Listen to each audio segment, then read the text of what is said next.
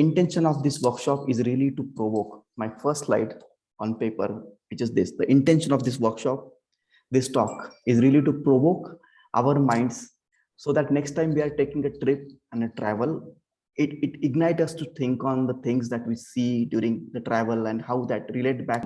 And we are going from somewhere to somewhere, point A to B, and we'll talk in more details about it, that what could be point A for us, what could be point B.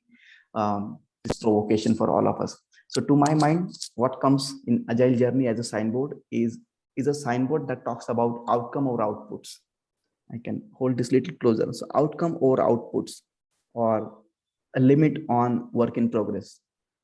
And this is very important, because if we start an Agile journey and if we do not have the right guiding lights or the right signboards into our own mind, it is very likely that we will start running for speed, we will start running for more velocity, we will not have the intention to build value, we will not really have a focus on outcomes. It is very easy to look for more output and things. Similarly, work before starting a journey, knowing where we are currently is very important. So that was the next analogy, the starting point, the GPS into the trip to agility thing that I'm bringing in. Awesome. So what she's saying is there's pit stops along the journey for a reason. You know, there's back breaks along the way. Yeah. And that's a powerful point. You know, stopping in a journey for a reason is not something that we do in general. In Agile, it is very much important that we take a break, we inspect, we reflect, we have some time for having some fun together, making joy a priority at work. That actually builds that bond and, you know, rejuvenates the team as a powerful technique to get together and restart the journey with a good enthusiasm again. And we go to some other place, we become a newly discovered, more mature group of individuals, group of teams, and we stay there. So that's the difference. A trip to agility is different in that sense. Hello everyone, so welcome to this session. So this is part of the Access Agile Festival that we are hosting, and Access Agile was born out of the Agile 2025 Festival. So we had the festival in Feb 2021 this year, where we celebrated 20 years of the Agile Manifesto. Now taking it forward, so we are here with the first Access Agile Festival, which is here to make agility accessible to everybody across the world. So as part of that, we are hosting this festival, and we have like almost 130 plus events throughout the world that are happening. Today is day 3, and I now would like to welcome Mahesh and Nagini to host the session for all of us. Over to you, Mahesh. Thank you. Absolutely, Anurag. Thank you so much.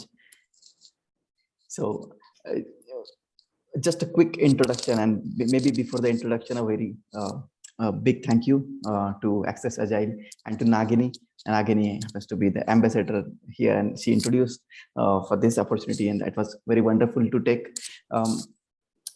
For this talk, we have been looking forward to make some experiments, really get away from the PPTs and usual way of presenting. We are going with handmade paper PPTs and stuff like that. But before we begin, maybe I'll take a pause. If Nagini want to add something, and then I can take it forward. And then at the end, there is an activity that is going to be hosted by Nagini, activity-based learning at the end. So maybe I'll take a pause and we'll hear from Nagini for a moment, and then I can continue.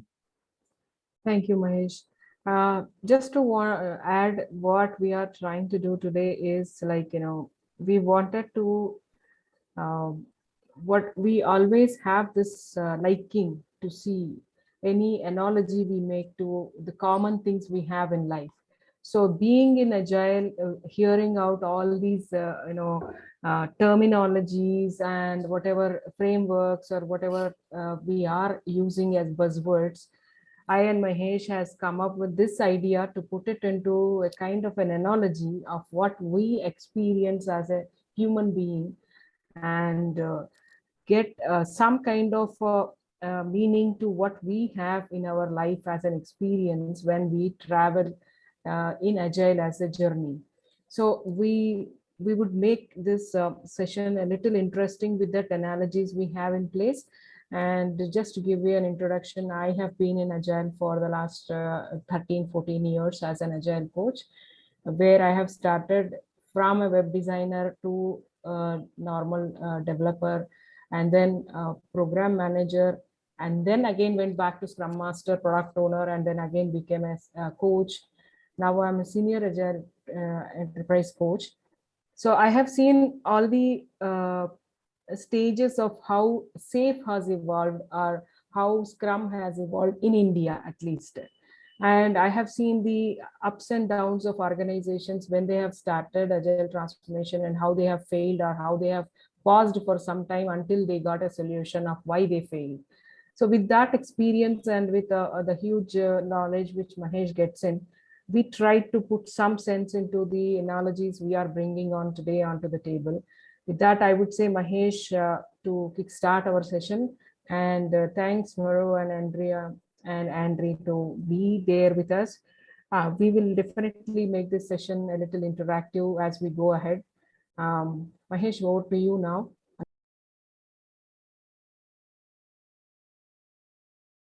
Intention of this workshop is really to provoke. My first slide on paper, which is this. The intention of this workshop, this talk, is really to provoke our minds, so that next time we are taking a trip and a travel, it ignites us to think on the things that we see during the travel, and how that relates back to the way we have Agile journey and transformation. So that's the whole intent. And what we do by doing this is another thing, that we want to have an outside in perspective. We relate things which are outside, just not at the workplace. So apply agility not at the workplace, but at individual level, and at outside things that we see as well, so that we can lead inside out once we have those insights in our mind. That's the intent. So with this intent to provoke, my small question in the beginning to make this interactive: what all things we see when we take a trip? Let us assume that we are on a trip, a good family trip, and we are going somewhere. A quick list of things that we see on the go. Something we have, something we take along with us. Me not being with my mind in the trip and being convinced that I forgot very many important things that I'm gonna miss on the trip. That's the first thing. Actually, as put as a snack. Yeah, snack. We also, what do we really see when we are on trip? We see the roads, we see vehicles, and I'm just going in to what is coming to my. We see signboards. We see signboards, absolutely. We, in the very vehicle, in own car, we see gearboxes. We see Google Map around, which is directing us to take us somewhere. Steering wheel is another thing that we see. So having these things into the mind, now if we have to get into a discussion, say we are having an agile journey as a group or as an individual, and we are going from somewhere to somewhere, point A to B, and we'll talk in more details about it, that what could be point A for us, what could be point B.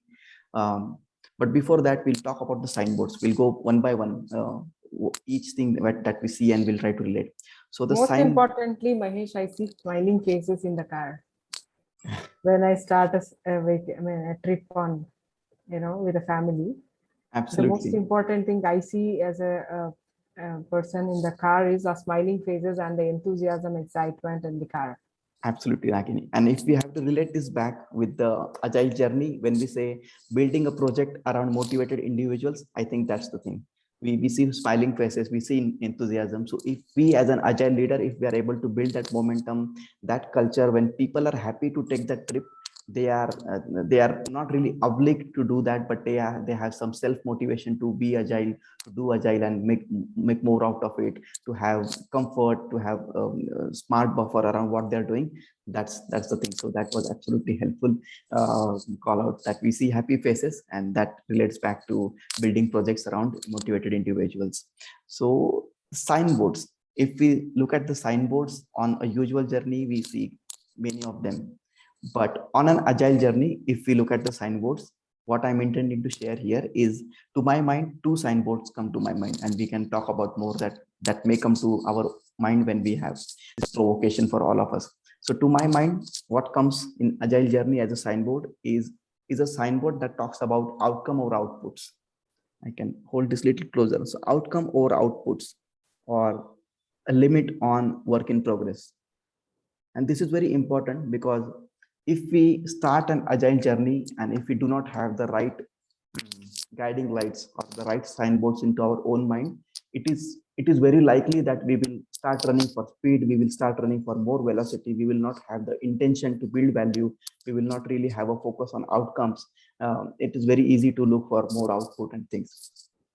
Similarly, work in progress limit. If as an agile leader, if we know that making people enjoy a work in progress limit really allows them to have some creative space, allows them to do justice to their own capacity, and creates that space where we can improve, not just work, but we adhere to the work in progress limit that each one of us has, and we take some time to improvise and bring change to the place. So when it comes to the agile journey, the signboard part, I wanted to convey that on an agile journey, two of the prominent signboards that comes to my own mind when I was thinking are outcome or output and work in progress limit. At this point of time, if any thoughts are emerging into our mind, if any more signboards are coming, and if we are able to relate, please share. I'll take a pause.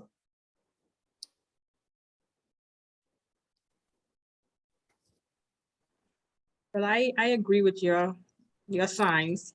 You want to focus on outcomes and delivering on something and not just producing and not having value in what you're producing. And so, it's a difference between being busy and being productive. And so when you follow your outcomes and not just outputs, you're being productive. And having the work in process limits, you are, like you said, you're allowing space for creativity. Because if you're busy and you always see and just work, your mind doesn't have time to really wander and be creative, because it's just focused on getting the work done. And so that's two really good points that you already made. But the thing about it, you also want to just be open to other possibilities. Like, don't just focus on what it is you have at hand, but also be self-aware and aware of what else is going on and how you could incorporate those things into what you are doing. Absolutely. So that'll spark more creativity. Absolutely. In order to have an ability to inspect and adapt, we have to have some buffer in between what we do. For me, another signboard I would love to see on my journey is a place to refresh or get that kind of break in the journey. As you said, the inspect and adapt may be one of the things, but at every corner, or whenever I feel that this is the time the people in my vehicle may get fatigued, I need a break. So if I see something like a pit stop or a restaurant or some place where I can actually have that interconnectivity within the team to spend that small break, that would actually rejuvenate the team. So for me, as a person in the same car, I would like to have that little breaks where I can see those signboards and make everybody still be together and motivated for the further journey. Awesome. So what she's saying is there's pit stops along the journey for a reason. There's backup breaks along the way. And that's a powerful point. Stopping in a journey for a reason is not something that we do in general. In Agile, it is very much important that we take a break, we inspect, we reflect, we have some time for having some fun together, making joy a priority at work. That actually builds that bond and rejuvenates the team as a powerful technique to get together and restart the journey with a good enthusiasm again. And you will have the double of the impact after you restart your journey. The reason why everybody takes a break may be different. Somebody may take even when you are on a journey, somebody may require it for a bio break. Somebody may just have to go and take a puff or something like that, or children may just want to stretch their legs and have some kind of a free space to just go around and come back again into that space. That is the reason why we have to think about that when we are trying to have a transformation journey. Powerful point, Nagini. I think next time we are traveling and we are seeing the signboards, this should just take in the back of our mind that we have to have some prominent signboards into our own mind when we are having an agile transformation journey or an agile journey. The next thing, I'm turning my things toward map. So we use map. We see something like this from point A to B. Now, a journey in agile may not be really from point A to B. It could be really very much about inspecting and adapting and finding a different way, which might look like something like this, if that is well visible. But sticking to this, I think point A and B, if we can just dig deeper into them, I think the point A in the way how EBM suggests, it points out at the current value where we are currently. That's a GPS. What we are doing currently, how that is creating a value. And B could be unrealized value where we want to go. And that could be something which is evolving, emergent thing, which is not fixed in the beginning. But if we focus on this, and if we say that an agile journey, the point where we are currently, to understand that is very important, to have that GPS, to build that conversation, that what is the current value that we have built, what is, if I can look through my notes, and it could be about talking to your customer and making note of their satisfaction scores, talking to your investors and making note of their happiness scores, or it could be understanding the product cost ratio, and more ways that we can think of, only with an intention to know where we are currently into our agile journey. Because before starting a journey, knowing where we are currently is very important. So that was the next analogy, the starting point, the GPS into the trip to agility thing that I'm bringing in. If we look at point B, and if we say that's unrealized value, then that is about maybe trying to know if there are any additional pieces of functionalities or things that we can introduce. Are we really willing to invest more money into that direction? Is it going to be helpful? So as a group of people, knowing where we are currently and potentially where do we want to go, inspecting and adapting on the way is very important. So in agile journey, that point A and point B, which is not really fixed. So in a usual journey, we start from place A and we know that we want to visit this place and we want to come back. Now in agile journey, that is very different. In agile, we start a journey to go somewhere which is emergent, that comes on the way, and we stay there. The agile journey is different because we start from one place, we go to some other place, we become a newly discovered, more mature group of individuals, group of teams, and we stay there. So that's the difference. A trip to agility is different in that sense. I'll take a pause to hear from us if there are any thoughts.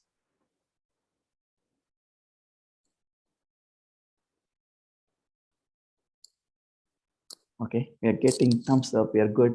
I see one of my close friends, Siddesha, have joined. Siddesha, thank you for joining. We are just midway. We have just started, and we are relating back how we have a usual trip to a place and how the trip to agility is different. So I keep moving, and Siddesha, some of this part maybe we can cover in the recording later. I'll keep moving. The next analogy that we have is this. We were talking about that maybe the journey from Can point. you bring it a little more? Yes, Yeah. absolutely, Nagini. So we are at point A and we want to go somewhere, but that B or that next point is really not known in the beginning. We are still discovering that, and that is going to happen on the way. But we have a particular way to know the distance between those points, and that is time to market. So in a journey and a trip to agility, that is the third thing that I want to introduce and share, that knowing your time to market is equivalent to knowing the distance between where we are and where we want to go. When we know the distance between that, we can very well plan the journey. So, and particular company has an aspiration to become a company when they release very frequently, every 2 weeks. But do they have processes in place that really support that activity? Do they have they identified their time to learn? Have they identified their time to adapt, or have they identified how frequently they can take build in a software terminology? Because without knowing that, we cannot say that we will go and we will release every 2 weeks. That has to come out of a measurement. So that was the third analogy, when time to market is important, and that works as a distance between two places. And knowing that allows us to take a path, whether we go via this path or the other path. That is very critical. The next thing, and this is very interesting, I think many a times on a Google map, when we are traveling, we see a blocker somewhere that says, if you take this route, it is going to take you longer. Some construction work happening. And in an agile journey, that construction works is about sometimes when we have too many production incidents, too much of a technical debt, too many dependencies, and maybe sometimes too many applications to support for a given team.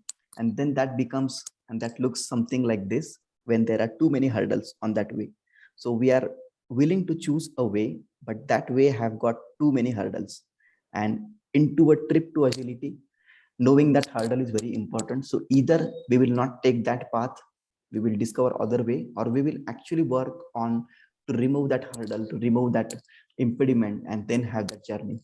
In a usual journey, that is not possible. If there is a hurdle, we change our way. In a trip to agility, we have that power. If we know there is a hurdle, we can go, we can work together, we can self-organize around it, and we can move that impediments and hurdles out of our way. Very That great was- comment from Maru. Yeah. He says instead of putting those 3 lines, you might have put a broken luggage or, kind of other diagrams there, which shows that impediments in a journey. Yeah, I mean, you could put both the hurdles, but also some other forms, because some things you have to carry around with you all through the journey. And as long as you don't take a hard decision to get rid of them, you don't move forward. The baggage you carry, yeah. Absolutely. So, Maru, you are very right. I think the intention of this workshop is really to provoke us to think of more ideas and more elements, what we see around, and then relate them back with our journey, so that we have that outside in perspective. So when we are really leading an agile transformation, we can lead that inside out. Hmm. I'm really And happy that is- even the breakdown of the vehicle is the biggest problem I can see as a hurdle for my journey. And that intense, I can actually put it into a way that the team is broken. There is no coherence in the team. They are not working as a one team. They all have their own kind of interpersonal problems. So as a coach, that also is a kind of a breakdown of your vehicle for me. Absolutely. Absolutely. I didn't want to break your flow, Mahesh, but that's the first thing I thought about in the beginning. Before we did the output and outcome, I was thinking, what is my intention about this trip, and who's going to be on this trip with me? Do I really want to do this trip with them? I'd rather look for another group if I don't like these guys. I don't think this is going to be an enjoyable trip. That would be my very first thought. That would be number one, and number two is, where are we going with this trip? I think you covered that with the sheet before. I think it was 2 sheets before. Absolutely. Yeah. Kind of the North Star, if you want. Right. And just what we actually correlated to the cross-functional team, we also want to see who all are coming along with us. What is that they bring on to the trip? Somebody might be a good entertainer who will put all the team into one good kind of, activity. Somebody might be good in taking a decision when you are stuck with some kind of an impediment. Somebody is good at organizing, the trip or directions with the map. So we take into consideration who are all joining us, what are all their specialities, and then we give the work to them. We don't say you have to take this. They take it. Like in Agile, what we do, we commit and we deliver. So Absolutely, if I Natalie. know what I'm good at, maybe I will go and contribute to that in a trip where we are all going to do kind of a pleasure trip, Absolutely. because we are all pumped up and wanted to spend some time with each other. Yes, absolutely. This is a Good point. moment. Yeah, this is a moment I think we are looking from an outside in perspective at cross-functional teams. we are looking at self-management, and we are also looking at psychological safety. When we said that whether we want to travel with this group or not, in agile, that formation is different. We get a set of people who we are going to work with, and there comes the psychological safety that we can build on the way. It may not exist in the beginning, but if we build on that on the way, we will have a group of people that we really enjoy having a trip together. So absolutely a powerful point. And again, outside in perspectives, looking at a usual trip and a trip to agility. So that's happening in a great way. I have only 2 more points to make. I will make sure that are equally interesting to all of us. So before making those 2 points, the conclusion of the section that we have been looking at, the maps and the distances and the hurdles, I think the trip to agility, to my mind, it looks like something like this. It is really not from point A to B, but it is about having those areas to improve and making some progression in them. And each team will have their own unique DNA. Some teams may be doing better in one area, but not in other, but that still works for them. That is their own unique DNA. But at the end of the day, it should be our intention to know that area and to have some efforts to keep growing in that area. So if we draw that for a particular team, for one team, it might really look different than the other. But my intention was to say that the map of agile journey and trip to agility, it is really not a usual map, but it is a circular thing where we have spheres and we are progressing in certain portions, and certain portions we are already very strong, and we keep identifying and keep improving in the areas that we want to be better at. Again, inspection and adoption. I understand. Yeah, that's correct. Now the next thing that we see in our journey, the gearbox. And this was very interesting. And this is something that tells me that as an agile leader, we have an organization to lead towards agility. And we have to have that understanding that there exists a matrix bifurcation of the areas that we can intervene. Sometimes a company or a group of people are doing very well in certain area, but not in other. So as an agile leader, we have to have that that lens to understand that there exists an area where we want to go and improve. So the gearbox in agile, in a usual trip, we keep on making sure that the gear is fitting the condition of the road and the speed that we are running in at the moment. In a very similar way, when we are taking a trip to agility, we have to adapt to situations, and the gear should be matching the current scenario, the current situation. And how do we really do that? I'm relating this back to Ken Wilber's integral theory. I find that very powerful because it gives me this perspective. It tells me that in a given organization, some of the things are internal to people, internal to group of people. Some of the things are external. They are how they respond to the situation as an individual, how an individual responds, or how a group of people respond. It is about that. And it is very interesting if we take a look at it one by one. So I'll take a help of another set of notes that I have got to make it interesting for us. So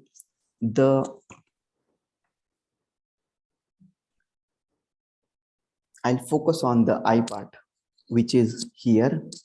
And if you fold this, it is very much, I should do it like this. This is very much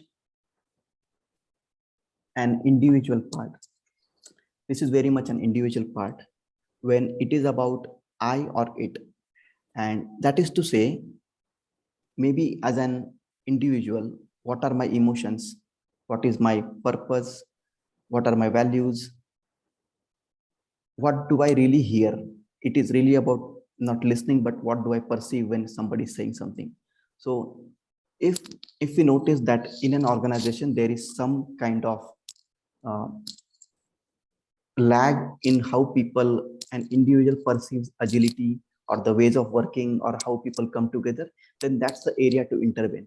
Knowing that area allows us to say that, okay, we will be working on this area and maybe we'll employ some technique, some tool that allows us to have some activities to let people know that how do we really sense the thing before even we respond to the situation, how do we really sense those things.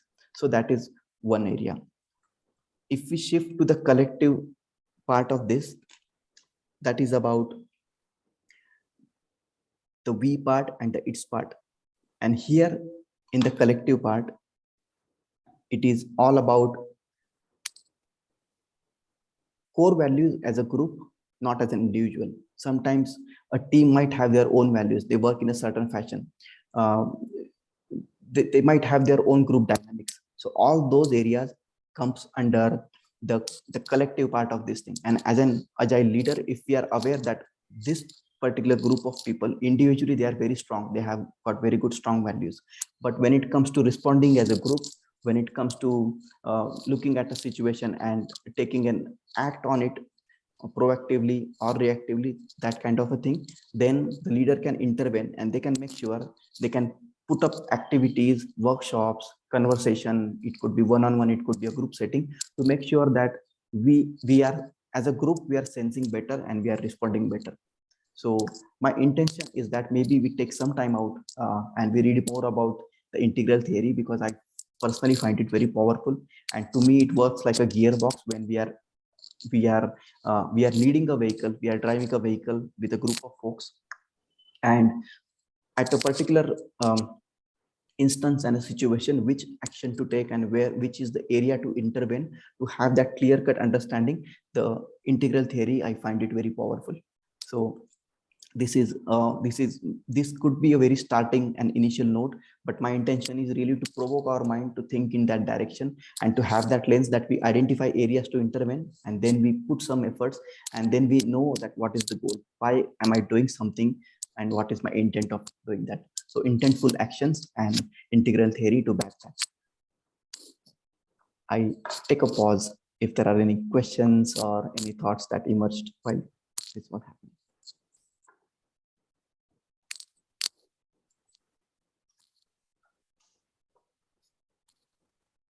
Okay, I take it as a keep moving ahead. So the last part, we see the steering, as Nagini called us in the beginning, and that's very interesting. We, as an agile leader, we are supposed to drive the vehicle, and we are driving the set of people, and we are moving towards being more agile. The steering wheel, what does it really tell us? If we look at this image, it has got a small icon in the middle, that is V, and to me that stands for values. For steering a people towards something, we really have to have a core set of values, and we have to use them as a guiding light in different situations. We have to make sure that we are inspiring people towards those values, and even before we do that, we have to make sure that we understand what are our common values. For example, respect in one of the Scrum value, that might really look different from people to people. So to establish that common ground and to push people that what really a particular value means, that is an beginning of an exercise. And I can give an example. When we look at commitment, sometimes people feel that commitment is of sort, that we commit to something and then we have to do that, and that is not the case. Commitment tells us that I commit to putting in my best efforts, not really the result is really emergent. We are in an agile way of working, and we have to keep that in mind all the time. It is not really about committing to something and doing it any which way is possible.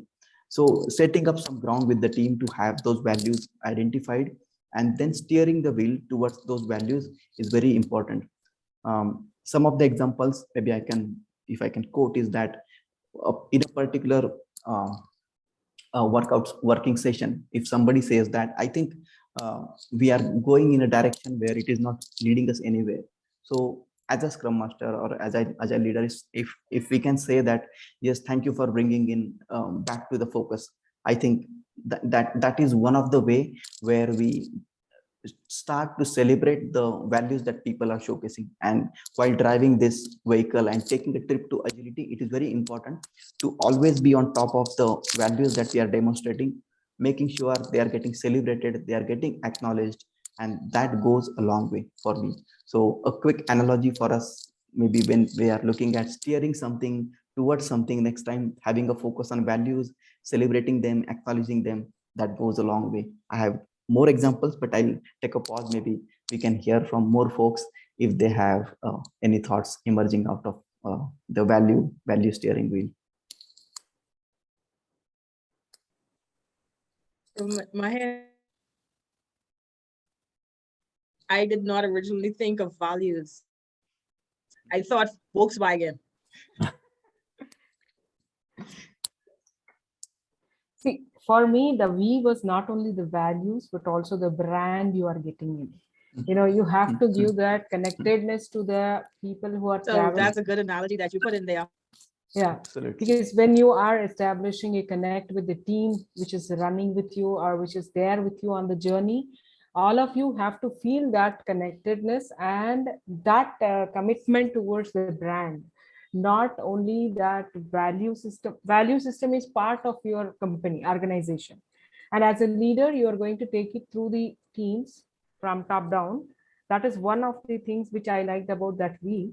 But also my intention of having that as a steering wheel in the hands of a agile leader is people are dependent on you. You have so many lives in the vehicle which are dependent on you when you are traveling. So the way that the person who's traveling has to have the clarity about the journey, the reflexes he has to have to control the whole vehicle, and the trust he has to satisfy from all the people who are along with him is the paramount. So a person who's given the steering wheel has to understand the mood or the thing which is happening in the back of him, though he is not looking at them. That is the catch there for me. You may not be there in their team daily, you don't have a call with them, but you have to be part of the team as a person at the steering wheel is doing it. He is there, but he is not there. He understands people even without them, even without he seeing them. No eye-to-eye contact may not be there, but he has his own ways of understanding what is going on in the vehicle, and depending on that he can take a decision whether to stop for a pit stop or whether to just go ahead and give them a good next hurdle or whatever it is in the journey. So what I would say is that is the important message in this session I wanted to convey is, as a leader, you are the person who has to be agile. Without you being agile, the organization won't move forward in agile. And you don't need to be really looking at them every time like micromanaging, but you have to know their pulse. If you feel like all are, they are all exhausted, they can't, continue the journey, it is you who has to take a decision and take that small stop and re-motivate them or re-engage them into that journey. Bring them back, tie them together and all these things. If you are going out, just for an example, you are going to take a break as a driver, you have to have a secondary person who can replace you. That readiness you have to have as an organizational agile leader. And that is what I feel is very important for any organization to come up with the strategy. How will it run? Even if I am not there tomorrow as a leader here, the journey must not stop. Right? Absolutely. And then all the gearboxes, maps, and other things are my tools to run that journey as a leader. Yeah. These tools may go wrong, but not the leader. Right? I mean, that is what I see as an analogy here. Yeah. And the analogy of brand, that was also very powerful, because the kind of values a particular team has, that really is their brand. Correct. And when you are talking as a leader, what you convey to the team exactly builds what they are expected to do. You are talking something, you are doing something, people will not align with you. And when you approach them and you feel like he has told us something and he's not actually as per what he is asking us to do, it's not the walk, whatever you say, walk the talk is not happening. Nobody believes you as a leader. Absolutely. Right? See, I don't have a driving license and I'm sitting in the driving seat. Nobody will come with me on that journey. Yeah, right? another. I have to first establish that I'm a proven driver. I have the skill to drive the vehicle. Then only people trust and come on to that vehicle. Absolutely. Not only the steering wheel, but also the skill. That's what I meant. You have to prove yourself to make people to come and trust you and sit with you in your journey. So this is very important as an agile leader. And if you just tell this to any leader that you have the steering of your organization, people are following you just with a blind spot, that you know how to drive them, that will actually set the mindset for the leaders as well. Then comes agile, then comes this whatever framework you wanted to use. It is a Scrum or Safe or whatever it is, it's a secondary thing. But then you have to know the clear understanding of what is the journey, what is your goal, where are you taking the people, are they trusting you, where is that gap you have to fill to make them follow you, and you're all following the same route, which is good for the organization, are very important. Absolutely. Trust plays a vital role, and maybe even before anything, the trust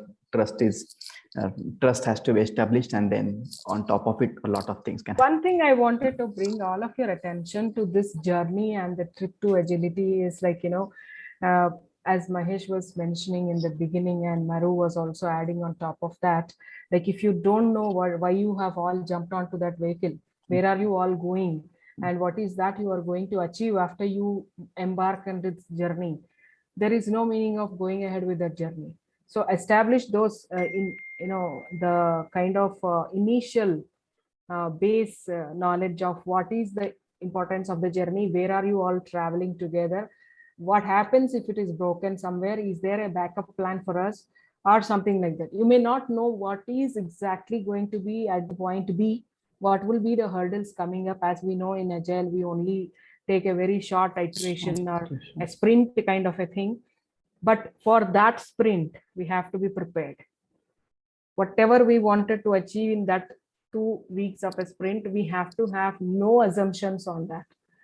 You can't assume that the Google map was showing like this, so we are coming here. We at least have to have that kind of clarity, like in this there's 2 miles, this is going to be my journey. There may be impediments. I don't say in this 2 weeks you don't have impediments, but then all of us can work out and come out of it if we have unforeseen things. But then for starting the 2 miles journey, we all have to be on the same understanding. Correct?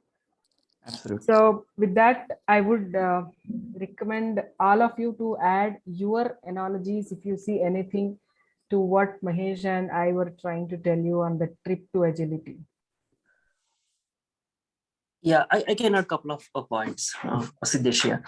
Right, Agile, in fact, the Scrum framework is built on the assumption that path is uncertain and path is not clearly defined. That's why Scrum is much more powerful for the projects which are there in the complicated domain or complex domain, right? Yeah, so it is even clear, it's certain that like even if you go to plan to go to some place, right, we don't plan the entire journey, right? We'll just plan for the landmarks. This is where I will be after this much of time, right? And even the Scrum framework has agile leaders such as product owner and Scrum master, where the product owner is not a technical expert, is a business expert, right? He'll just sets the vision. This is where I want to be after 15 days or like after a month, right? And it is left to the engineering team, like which path they want to take, right? That way it completely empowers the squad or the agile team, right? And as a Scrum master, as a product owner, we are more of leaders who serve them to choose the best path and to give them the options. Like if you choose this path, these are the alternatives available, right? So it's ultimately to the squad members to which path to take, so that the ownership is with the team. They will find the best solution or best alternatives if we have given the choices. And on the impediments part, right, impediments are not as bad as they look in the initial site, right? So they are the one which actually unites the team. If a member of the squad faces some impediment, the other team members comes to help him. That will help them to demonstrate the value. Values are something not able to showcase unless otherwise there The are situation situations arises, that yes. demands the value, right? So same thing. Well, we have only 4 values, but unless otherwise 4 to 5 values, unless otherwise there is a demand, the team members will not be able to demonstrate them. Those are my couple of my thoughts. Excellent, excellent, Siddesh. That is right. So as you said, situations bring the team together. I agree with that. And it builds that emotional connect within the team. Because unless challenged, nobody will really think of all these things. You are just working and coming and delivering and going. So that is where we have a lot of things called as team building activities, or even if you don't have hurdles, you wanted to have that kind of emotional bonding or that kind of connectivity within the team.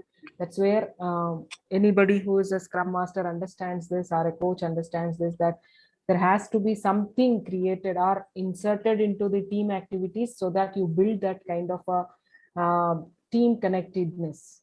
And that actually takes your team a long way, because not only delivering but also having that rapport within the team to really get connected emotionally takes you as a normal team to a high performing team. After some time you understand without actually telling each other that there is a problem with this guy, or you understand without even informing that they are stuck somewhere, they need a helping hand.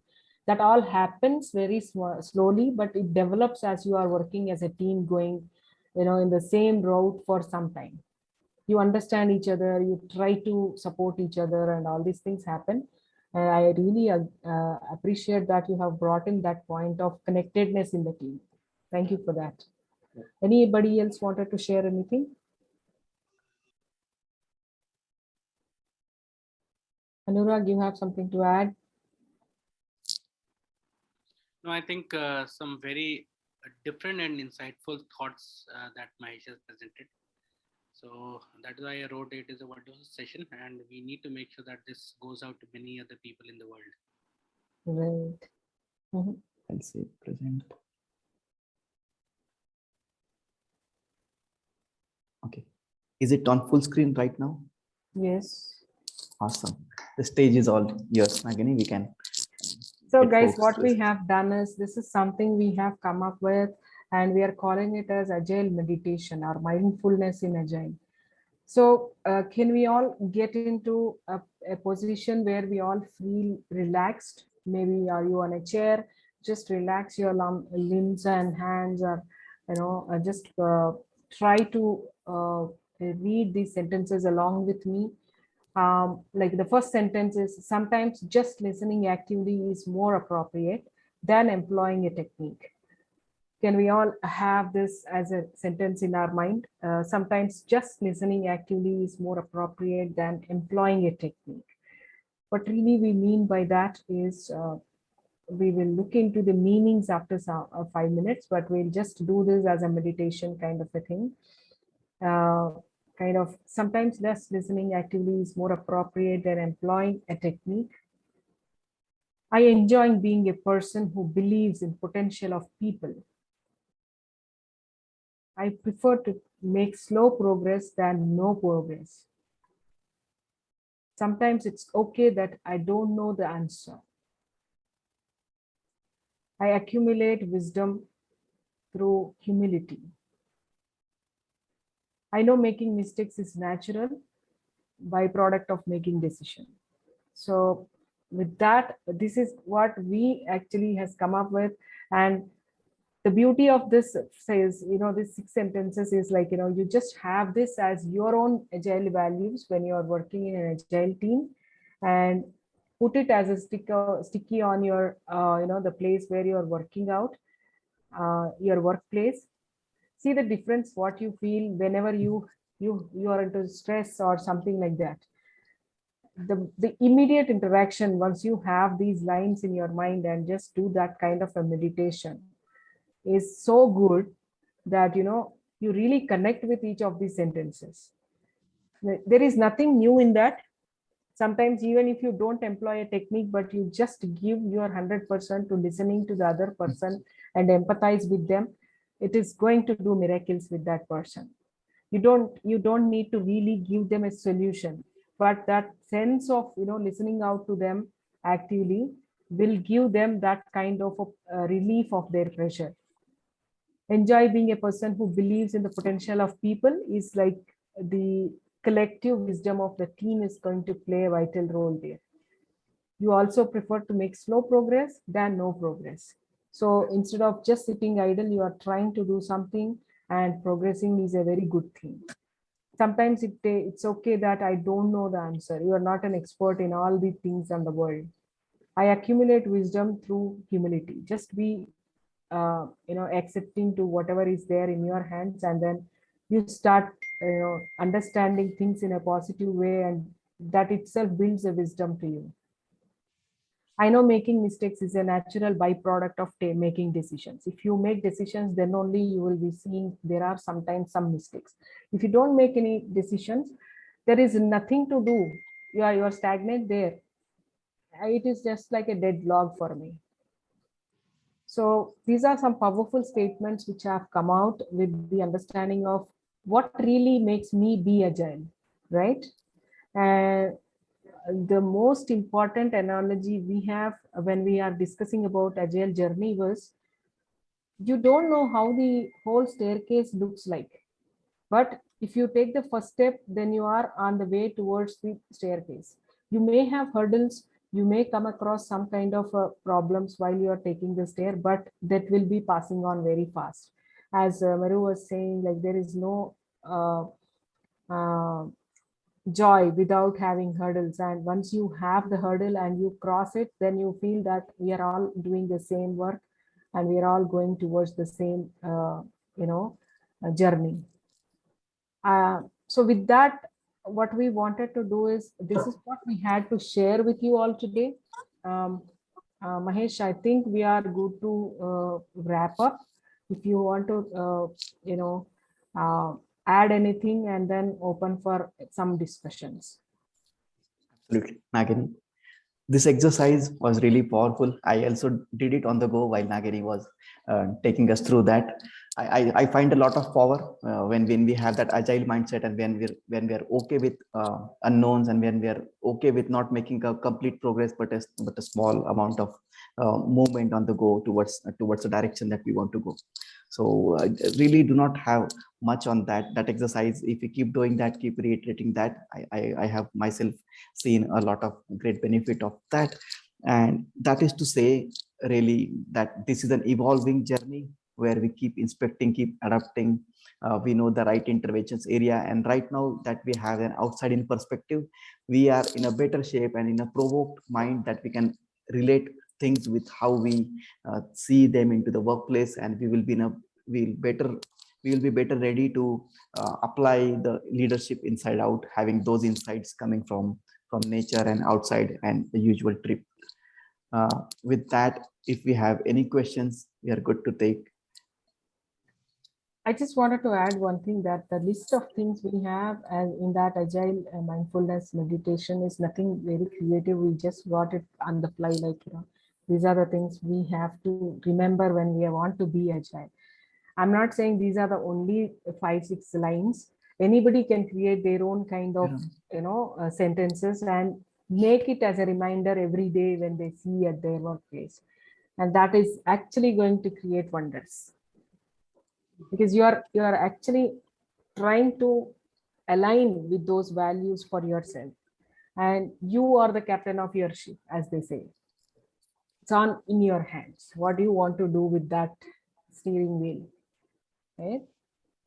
Sometimes you may get diverted from your goals, but how do you realign to that goal is the most important thing.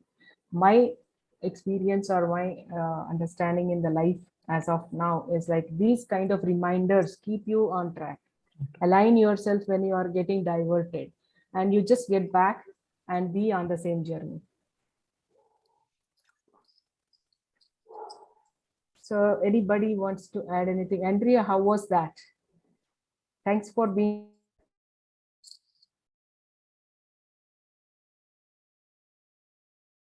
Enjoy every minute of it.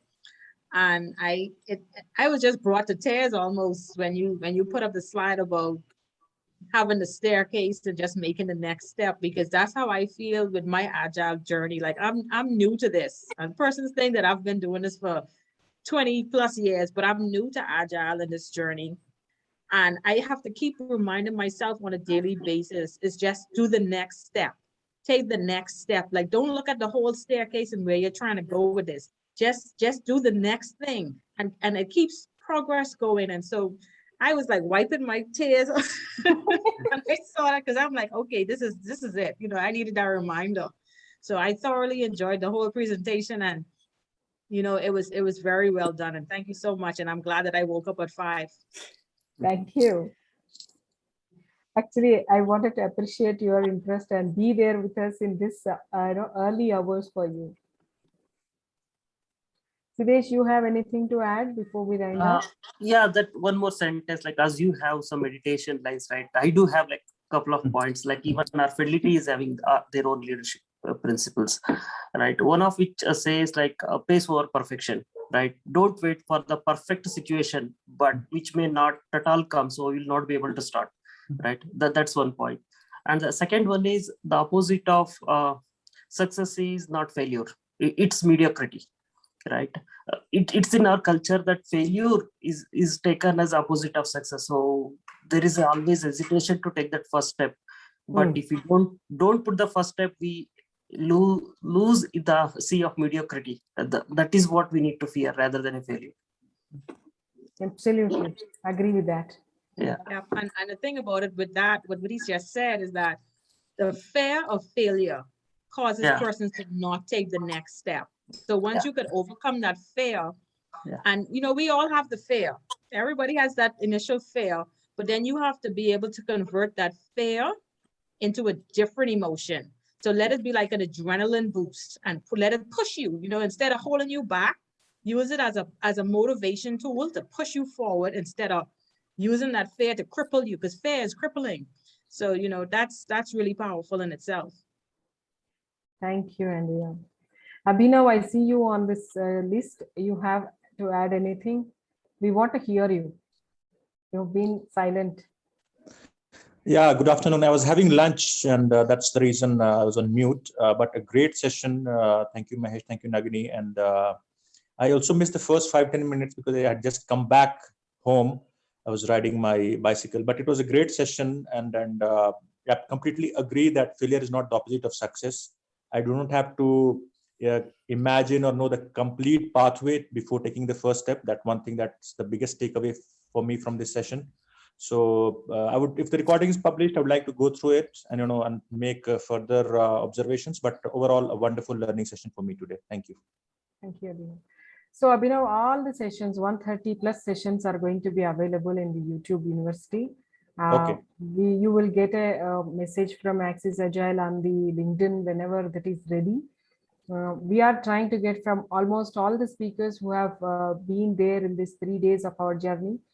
You will have lots of learning after this event also forever. Sure. Very nice to hear that, Nagini. And I think I'm connected with you on LinkedIn. So I will reach out to you if I need any help. So, but amazing session today. Great learning. Thank you.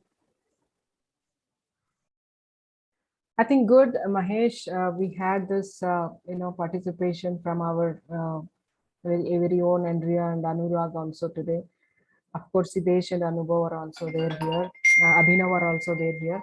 So what I would say is, in case you have anything to, add, once Mahesh puts this post on LinkedIn that we had this wonderful session today with all of you supporting us, please do post your comments in that, and we can be on the same page. Absolutely, folks. As a quick feedback, that will be very great to know and to read through. And maybe when we reiterate through the same workshop, maybe next time we will try to incorporate new ideas and make it even more engaging for folks. And I'm really happy that the kind of things we were trying from last few weeks, Nagini and me, that have resulted into some happiness and people have found it useful. So that is a great feeling. Andrea, anytime you want to have any of the agile sessions, just give a ping to Mahesh Army. We are there to help you. Thank you so much. I did some screenshots So I will be using some of those slides. Sure. Thank you, guys. Have a great day and great learning ahead. So many sessions still there. Another half day of events. Be learning, and we'll see somewhere again in another session very soon. Thank you. Thank you. Thank you so much. Great presentation, Mahesh. Thank you so much. Hey, thank you. Thanks a lot. Yeah, Thank you. I'm ending the session. Thank you all for joining us. Bye.